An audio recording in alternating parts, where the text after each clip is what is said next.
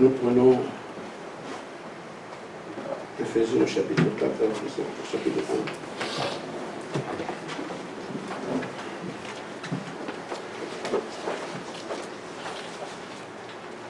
C'est celui qui s'est mis qui peut nous prendre ça.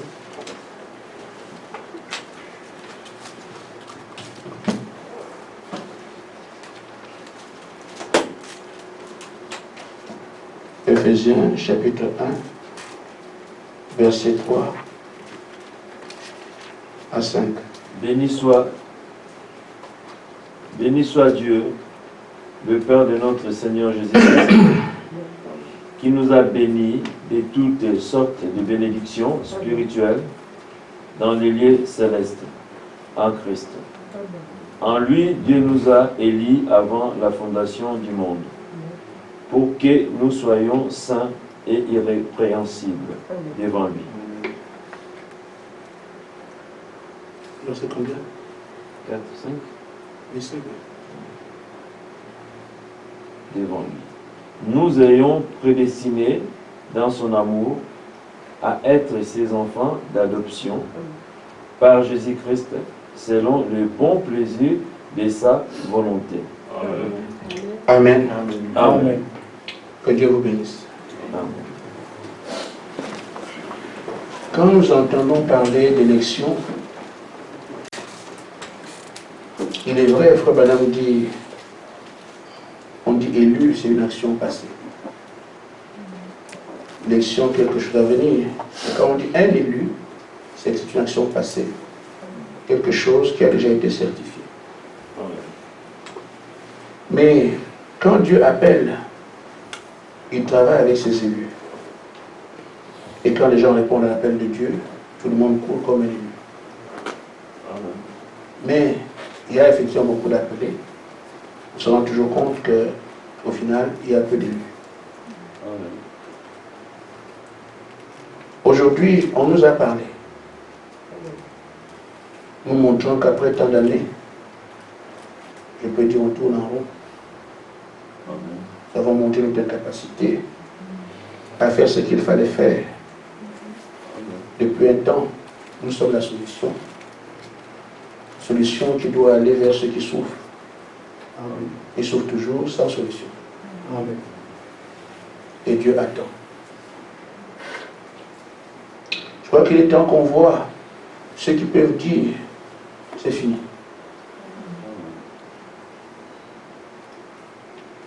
Et quand on peut dire c'est fini, je prends un pan de la parole pour nous aider en prenant des éléments qu'on peut trouver dans les Écritures. Juste 3 éléments, 3 références. Nous sommes ici comme au temps où Nebuchadnezzar dominait la terre. Il dit, c'est mon Dieu qu'on doit adorer. Et pendant que Nebuchadnezzar avait parlé ainsi, tous les oreilles du royaume ont entendu. Et donc Israël, le peuple, le seul peuple qui a le Dieu vivant, a entendu. Et que s'est-il passé? En Israël, la composition est comme celle qu'on a aujourd'hui. Le grand Sanhédrin, les grands religieux, les sacrificateurs, les prophètes, les chantres. Mais quand le roi a parlé, tous sont devenus de croyants à païens. Et ils ont quitté le Dieu vivant, aller adorer des idoles. Une idole. Parce que c'est le roi de la tête qui a parlé. Quel drame. Mais 3 enfants ont dit que non, on ne veut pas ça. On ne le fera pas. Ils n'ont pas nié notre Dieu. On peut voir une deuxième chose. C'est que Israël avait eu affaire aux Philistins. Et les Philistins, se sachant forts, pas là qu'ils avaient Goliath étaient convaincus que cette fois-ci, nous allons soumettre Israël. Nous proposons l'esclavage aux vaincus. Parce que nous sommes convaincus que nous, on va vaincre. Ils avaient Goliath. Ils disent, on se frôle tout le temps. Aujourd'hui vous gagnez, demain on gagne. Vous gagnez, demain on gagne. Bon, on va changer les choses. Qu'on voit bien qui est supérieur à l'autre. Ce qui est au-dessus, pas assujetti l'autre, par l'esclavage. Un dernier combat. Si vous gagnez, vous avez gagné, nous serons vos esclaves. Et si nous gagnons, vous serez nos esclaves, la situation est claire. Maintenant on arrête ça. Mais ce ne sera pas une bataille. Vous imaginez des factions, vous êtes là-bas, nous disons, non, vous amenez un soldat, nous aussi on amène un soldat. Ils ont tracé les contours qui les arrangent. Ils avaient un Goliath. Amen. Amen. Alors, ils ont placé Goliath. Il s'est trouvé que l'armée de Saoul, qui était une armée intrépide, parce que ce n'est pas la première fois que Saoul croisait une armée, il a eu des victoires partout chez les Amalécites et les Éphraïmites. Mais là, c'était autre chose. Alors quand Israël était déjà esclave, de fait, c'est un enfant qui est venu les sauver. David. Dieu avait demandé à Israël d'aller à Canaan. Ils ont dit tous, oui, voilà, c'est chez nous au Canaan, là où le lait et le miel, tout le monde veut le lait et le miel. Mais, en cours de route, il s'est trouvé que quelques-uns ont leur couleur, et les anciens. Et le Seigneur dit, vous n'entrerez pas dans ma patrie. Et quand nous voyons ceux qui sont entrés, c'est la jeune génération et les anciens. C'est là que je voudrais nous parler. Et comme j'ai dit, je m'adresse un peu aux enfants. L'échec est là, on vient d'en parler devant vous. Quand on est arrivé, comment on doit réfléchir pour avoir une victoire certaine. Dans ces différents cas, et quand nous voyons aussi, autant le salut était proposé à Israël, quand le Messie est venu, on dit que Élie doit d'abord tourner le cœur des pères vers les enfants. Toujours les enfants. La victoire ne peut venir pas des anciens ici, vers les enfants. Dégage ici votre responsabilité. On dit ici, effectivement, nous voulons gagner aujourd'hui. Allons prendre la pièce qui gagne. Celle qui a gagné partout, la pièce des enfants.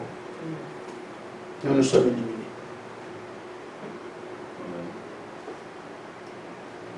Si les enfants disent, prennent à cœur que non, nous allons gagner, c'était le rôle de David.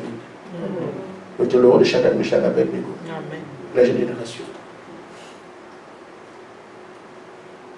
Et quand on dit que vous devez gagner, ce n'est pas des choses que vous apprenez aujourd'hui. Nous avons tous marché ensemble. Regardez nos gros ventres et les pieds qui sont déjà cassés pour y en aller. Mais vous avez toute l'énergie. Il y a de l'autre côté ce que Denis propose. Il y a aussi qui fait votre atout. Toutes les lourdeurs dont on parle dans les champs et tout le reste, Denis travaille. Nous n'arrivons pas, comme on l'a vu ici, à habituer l'atmosphère que le Seigneur aime. Quitte la salle de l'ennemi. C'est donc un travail à faire. Satan a des oreilles partout. Dans l'église et à l'extérieur. Il étudie aussi chacun de nous. Il sait aussi quand on prêche ici, tout est dit, tout le monde entend. Amen. Amen. Mais vous avez, nous ici, on a un problème parce que quand la parole est prêchée, disons, l'atmosphère se fait comme ça, nous sommes négligents. Les enfants de Caïn, ça va, c'est ce qu'on leur demande. Ils vont travailler la nuit, là, tout, ça, pour qu'il n'y ait rien. Amen. Mais nous, on entend, on va à la maison. Le Seigneur a dit, il n'y a pas d'acuité dans l'autre, il n'y a pas cette verbe-là, le Seigneur a dit, fais ça, nous aussi on fait. Non. Amen. Mais les enfants de Caïn, quand ils apprennent que leur père a dit de se consacrer, la nuit, là, vous ne dormez plus. Ils envoient des choses, alors on ne prie pas. Or, c'est la considération de ce qui est donné qui fait le résultat. Amen. Les autres prennent ça à cœur. On leur a dit que désormais, l'atmosphère sera comme ça, assez comme ça, alors ils ont envoyé des pics partout. Mais quand nous on a entendu que l'atmosphère était comme ça, on l'a écouté à l'église, on est dormi. Alors le résultat est comme ça. Amen. Si on vous dit, frère, soyez unis, faites ceci ou cela, ils ont entendu ça. Quoi, l'unité? Ils vont envoyer les esprits que vous parlez, puis vous insultez, tout. Mais quand nous on entend ça, on a entendu, on est allé à la maison, parce qu'on pense à une église. Oh, nous sommes en combat. À chaque fois que Dieu dit, faites ceci, ceux de Caïn sont là. C'est ça, là, le champ de bataille, c'est ça. Ah, ils vont foncer dessus. Amen. Pour vous empêcher d'agir. Mais quand nous, on écoute la même chose, on va dormir. C'est ça la différence. Comment voulez-vous gagner? Pas possible. Et par l'empressement qu'on fait, parce qu'on n'écoute pas la parole, Satan écoute la parole pas pour la vivre, mais pour vous combattre. Amen. Vous écoutez la parole pour vivre. Amen.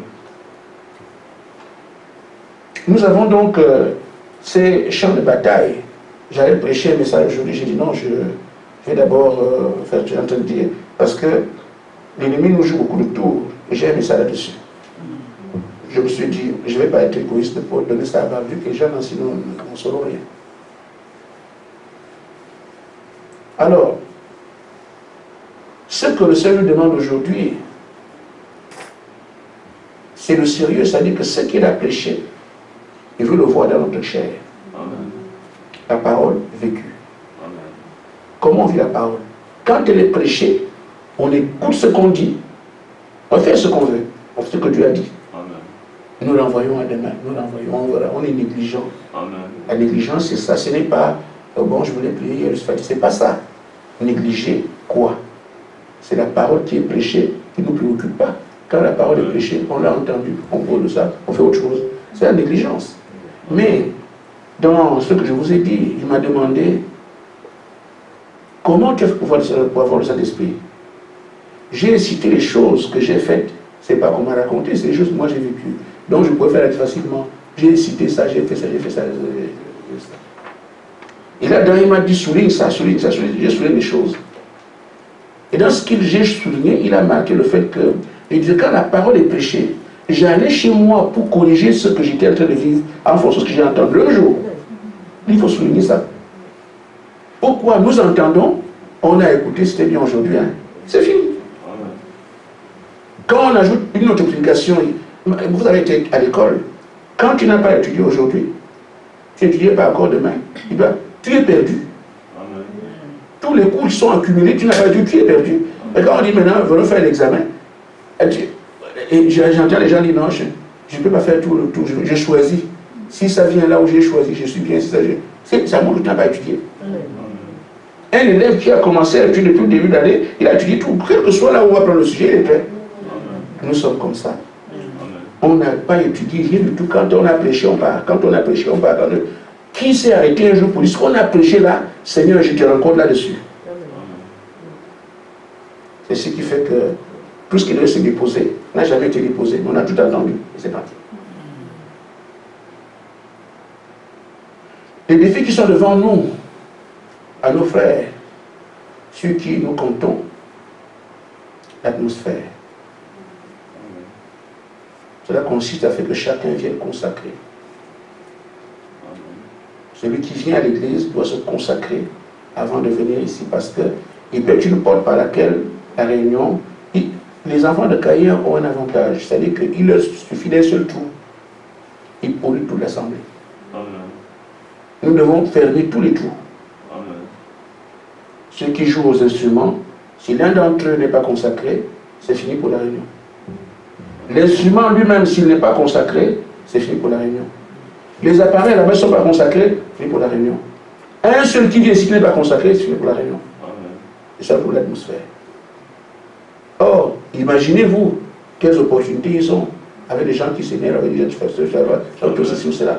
Donc ils peuvent faire toutes sortes de choses pour que un seul vienne, même te provoquer à la porte ici. Quand tu vas venir ici, tu es déjà, une fois que tu es frustré, tu es dans la salle, ça devient une porte. Et ça. Ça veut dire que quelqu'un doit considérer ce qu'on est en train de faire ici. Que même si on vient me taquiner, c'est la maison du Père. Mais c'est là-bas. Elle nous fait cette garantie ici. Et ils savent comment faire pour qu'on ne puisse pas la voir. La sanctification, vous savez ce que c'est. Vous cherchez l'ennemi loin, l'ennemi ici. On vous envoie des esprits pour vous souiller. Que vous désirez les femmes, que vous désirez, mais c'est comme c'est ça. Les enfants qui s'habillent maintenant comme c'est ça vient d'où? Ils ne seront jamais sanctifiés, jamais pas de sanctification. C'est ça, il y a deux camps. Le Seigneur dit plusieurs fois. Il y a le camp des fils de Dieu, il y a le camp des fils du malin. Mais les camps des fils du malin, ils sont. Madame dit que le diable est excellent à son poste. Il faut exactement ce qu'on leur dit. Mais nous, on fait ceci. Comme notre Dieu ne t'a pas, bon, on verra ça demain. Et on est étonné que ça soit comme ça. Donc, deuxième point, c'est la sanctification. Si les gens veulent se consacrer, je sais, c'est une image, bon, du moins, c'est une image que vous faites. Que si le Dieu veut vous sanctifier, ce serait bien. Et éloigner de vous tout ce qui n'est pas de Dieu. Amen. Vous pouvez le faire. Amen. Si vous le faites, vous serez la force de l'Église. Si vous gagnez là-bas, nous gagnerons ici. Amen. Mais si on vous vainc là-bas, ne comptez pas sur la. Je parle à l'ancienne génération, vous ne pouvez pas compter sur nous. Et les balles qui sont tirées sur l'Église, dites-vous bien que c'est sur les jeunes. C'est pour vous, c'est contre vous. Amen. Amen. Ils savent déjà, nous, il y a des gens, tu peux regarder les femmes, les filles, ça ne te dit plus rien parce que tu vas aller au ciel, mais c'est vous qui avez c'est pour ça que si vous ne prenez pas votre place, c'est pas la peine pour le reste. Amen. Dans le monde, on dit la sanctification, il y a le monde, il y a l'unité. Si on n'est pas unis, on a parlé de ça plusieurs fois. Mais on va désunir qui? C'est la plupart de la jeunesse, c'est vous. On tient à distance tous. Et ceux qui ont des papas, qui ont des papas, les mamans qui sont pas des dieux, on donne vous jouer des tours. Mais vous devez avoir à cœur que la parole, la priorité. Amen. Amen. Ainsi, c'est à vous de voir. J'ai dit, les exemples sont là. La parole sur les deux témoignages, c'est que c'est la vérité. Je parlerai enfin des deux.